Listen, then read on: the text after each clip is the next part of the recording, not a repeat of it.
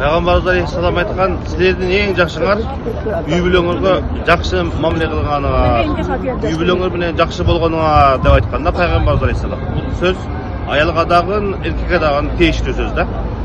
Анан ошол жакшылыктын бардыгын ошол үй бүлөң менен кандай жакшы болгон болсоң, сенин ошол адамдын жакшылыгы экендигине көргөзө турган белги десек болот да. Бирок кээде ошол жанындагы аялы же күйөөсү ошол үй бүлөгө окшобостон бир жерде турган душманга окшоп калат да. Күйөөсүнүн же аялынын баардык кемчиликтерине кара тетет ар дайым жазып, ар дайым эстетип, кемчилигине айтып, ар дайым уруш талаш болуп, же болбосо ар дайым жамандык жака кылган ишине жамандык жака чечмелеп, үйдө мындай үй бүлөлүк эмес, ошол жер эки душман катары болуп калат да. Меники сеники болуп талашкан, менин мүлкүм сенин мүлкүң, менин тууганым сенин тууганым деп талашып, ушундай душмандык абалга алып барган абалдар болуп калат. Ал эми Пайгамбарыбыз алейхисаламдын айткан сөзү үй бүлөңөргө деп айткан. Үй бүлө катары ошол үйдү, ошол үй бүлөнү бекем кармап тура турган болуш керек эки тараптан.